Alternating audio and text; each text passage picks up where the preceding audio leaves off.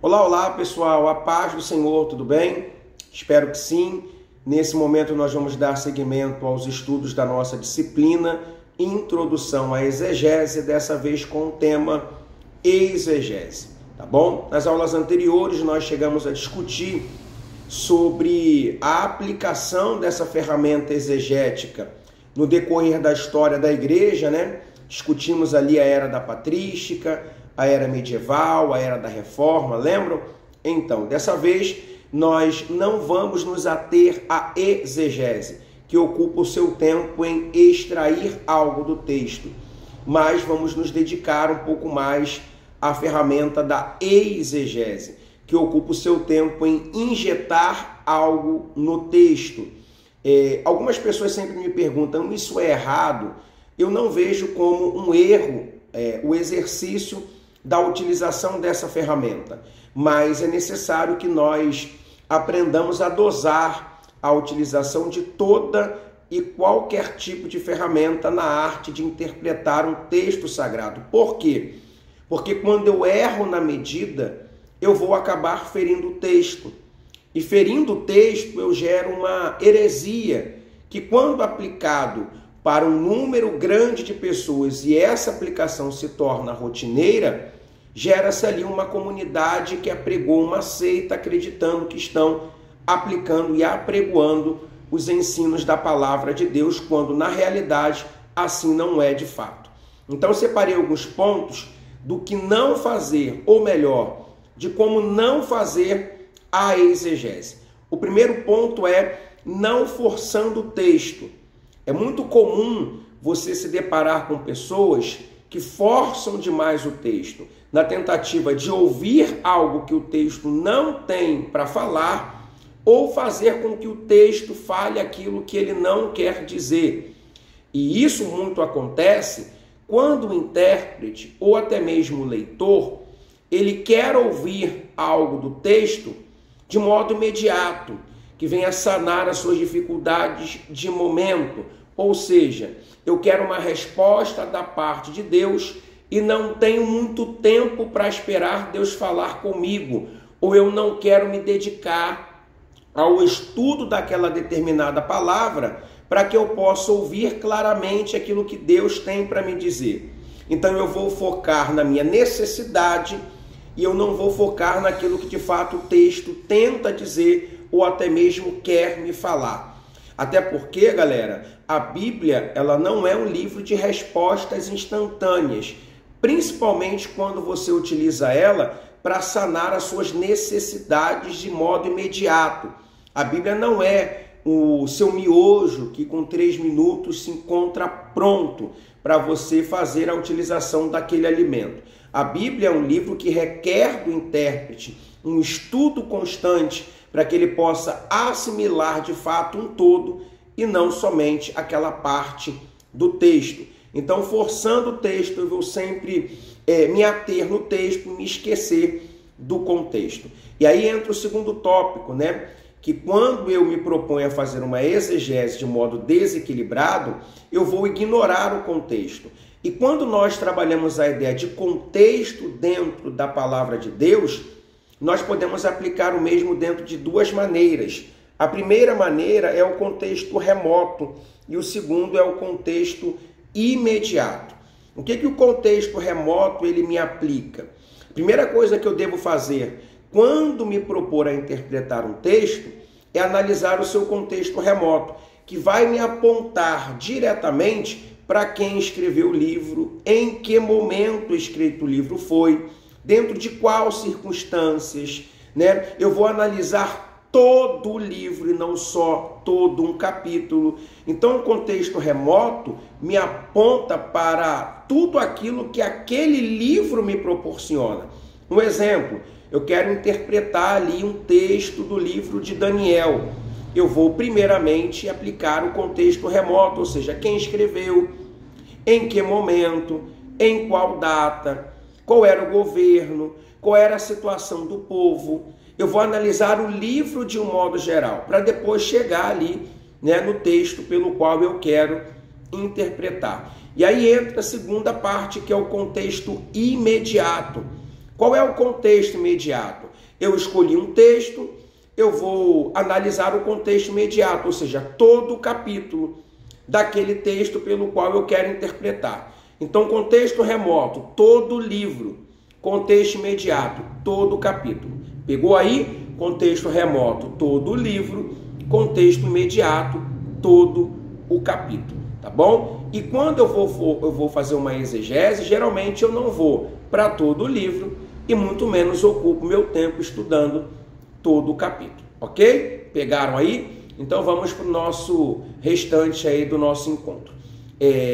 Quando eu ignoro também a mensagem e o propósito, eu exerço ali uma exegese desproporcional que não vai facilitar muito bem a compreensão daquele texto, tá bom? Então o que é isso? Ignorar a mensagem e o propósito? É ignorar os motivos que levaram aquele autor a escrever aquele livro. Todo livro que você encontra na Bíblia Sagrada, ali os 66 livros, ele tem um problema, né?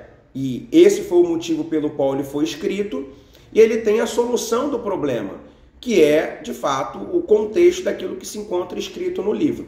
Então, quando eu ignoro a mensagem e quando eu ignoro o propósito, eu ignoro o problema e eu ignoro a solução do problema.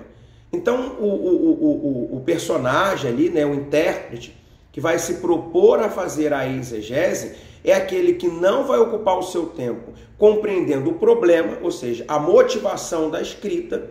Se eu não ocupo meu tempo para compreender a motivação da escrita, automaticamente eu não vou encontrar a solução que o texto me dá para solucionar o problema que proporcionou a escrita daquele determinado livro, ok? Quarto ponto, quando eu não utilizo um outro texto para esclarecer o texto pelo qual eu quero interpretar, tá bom? Por vezes, o personagem que faz a exegese, ele assim faz porque ignora completamente a capacidade que as escrituras têm de interpretar a si mesma.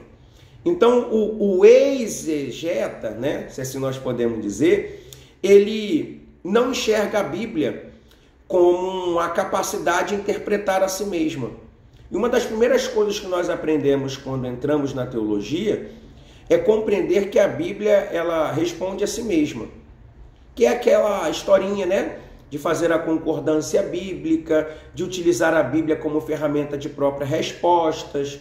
Então, o exegeta, ele entende que a Bíblia não tem a capacidade de responder às suas próprias questões, o que é uma inverdade. Tá? A Bíblia, ela responde a si mesma.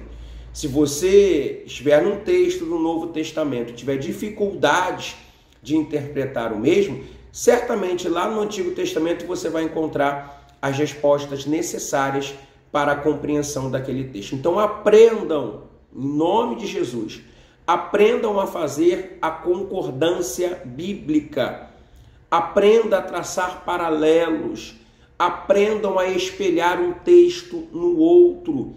A Bíblia, ela é um livro que proporciona uniformidade, tá? Ela tem uma característica, ela trabalha com unidade. Um livro não vai deixar de dialogar com o outro. Um testamento nunca vai deixar de dialogar com o outro. Então, se você quer respostas para os textos que você quer interpretar, não vá de modo primário às suas bíblias de estudo, não vá ao seu comentário, ao seu dicionário, vá à Bíblia. Alguns alunos sempre perguntam para mim uma Bíblia boa, e a primeira característica que eu olho em uma Bíblia é se ela possui concordância bíblica, se ela me aponta dentro dos próprios textos outros textos que dialoguem, né, entre si. Então, a Bíblia boa é aquela Bíblia que te proporciona a capacidade de você fazer esse espelhamento, traçar esse paralelo, né, encontrar respostas nela mesma. Então, o exegeta entende que a Bíblia não tem essa capacidade. Ele comete essa gafe, tá bom? Acredite você ou não. Outro ponto é quando põe a revelação acima da mensagem revelada, tá? Eu tenho certeza que você ou ouviu ou já falou isso em algum momento da sua trajetória, né? Deus me revelou aqui agora. ou essa desceu fresquinha do céu. Entre outras tantas que nós falamos ou nós ouvimos por aí. Isso é uma clara manifestação de uma exegese, ou seja, é uma clara manifestação, um claro desejo que eu estou querendo, né? Injetar algo no texto que não está no texto. Entenda uma coisa, pessoal. Uma coisa é revelação, outra coisa é inspiração. Revelação é algo que ninguém sabe, que desceu fresquinha de fato. Inspiração é a capacidade que eu tenho de entender um texto já escrito. E o que é a Bíblia? A Bíblia, ela é um livro revelado, né, por Deus para um determinado autor. O que eu preciso é da inspiração, que quem me proporciona isso é o Espírito Santo, de acordo com o Evangelho de João, tá bom? Então o Espírito Santo, ele me inspira para compreender a revelação que Deus deu a determinado autor. Suponhamos que eu quero interpretar algum dos livros do Pentateuco, por exemplo, né? Gênesis, Levítico, Êxodo, Números, Deuteronômio ali, né? Que são os 5 primeiros livros da Bíblia Sagrada, conhecido como Pentateuco pelos cristãos e Torá pelos judeus, tá bom? Então você tem ali Gênesis, Êxodo, Levítico, Números e Deuteronômio. Você quer ali interpretar algum texto de algum capítulo de algum desses 5 livros. Então você está ali, por exemplo, em Êxodo capítulo 10, versículo 2, e você vai falar assim, nossa, essa Deus me revelou agora. Ou essa revelação desceu fresquinha do céu. Não, tá bom? Deus te inspirou para você compreender a revelação que o Moisés teve da parte de Deus para escrever o que escrito está. Tá? João capítulo de número 14, se eu não me engano, versículo de número 22, né? Se não me falha a memória, se a minha memória falhar, deixa aí no comentário, né, o texto correto, mas se eu não me engano é João capítulo 14, versículo de número 22, tá bom? Para não ficar só nas minhas palavras, vou pegar a Bíblia aqui para a gente poder fazer essa comparação. Mas eu acho que é João 14, 22, sim. Vamos lá. João capítulo 14, versículo 26, viu como é que a minha memória falhou? Diz assim, mas o Consolador, o Espírito Santo que o Pai enviará em meu nome, vos ensinará todas as coisas e vos fará lembrar de tudo que eu vos tenho dito. Isso aqui é a capacidade que o Espírito Santo tem de trazer a memória. E inspiração é justamente isso. Trazer a memória, trazer o ensinamento, trazer o entendimento, trazer a explicabilidade de determinado texto. O que algumas pessoas tramam como revelação, a Bíblia chama de inspiração. Então qual é a palavra certa? Não é Deus me revelou. Não é essa desceu fresquinha do céu. A palavra correta é o Espírito Santo de Deus me inspirou, ou seja, ele me instruiu, ele me ensinou a forma correta de entender esse texto que Deus revelou a Moisés em Êxodo capítulo 10, versículo de número 2. A fala correta é essa, bom?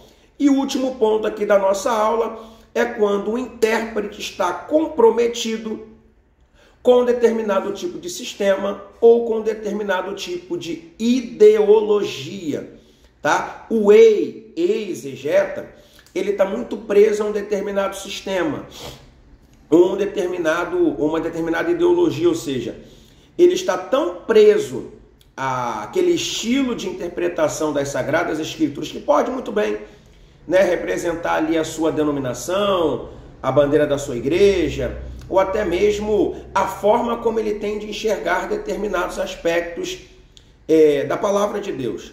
Por vezes ele não faz nem parte de um sistema, né, denominacional, ou por vezes ele faz parte de um sistema denominacional, mas não dialoga com o mesmo, né? Então, quando ele é preso a um sistema denominacional, ele é tendencioso a olhar, né, os textos sagrados de acordo com a forma que o sistema denominacional dele diz que é a correta. Ou por vezes a pessoa tem a sua própria ideologia, é a forma como ele enxerga Deus, é a forma como ele enxerga a palavra, é a forma como ele enxerga a manifestação do Senhor no recorte histórico. Só que o exegeta faz muito disso. Entenda uma coisa, galera, citar a Bíblia não significa ensinar ela ou pregar ela. Eu posso estar citando um texto da Bíblia Sagrada, mas ao mesmo tempo não estar ensinando o que a Bíblia Sagrada de fato diz. Eu posso estar citando a Bíblia Sagrada, eu posso utilizar a Bíblia Sagrada e ao mesmo tempo estar pregando algo completamente fora da Bíblia Sagrada.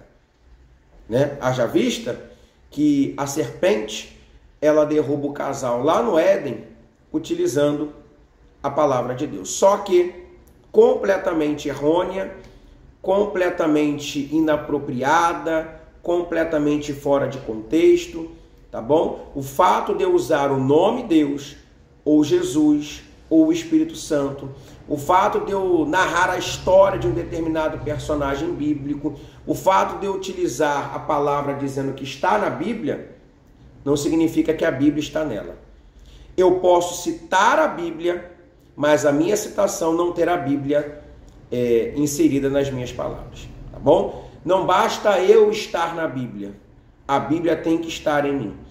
O nosso Senhor Salvador Jesus já disse isso, né? Se as minhas palavras estiverem em vós e as vossas palavras estiverem em mim, vocês podem pedir tudo que eu farei. Mas não pode estar um desconecto do outro. Tem que andar em conexão um com o outro, comungando e compartilhando do mesmo pensamento. Beleza, pessoal? Então fica aqui essa nossa aula sobre exegese. Até o nosso próximo encontro. Que Deus abençoe. Amém? Tamo junto.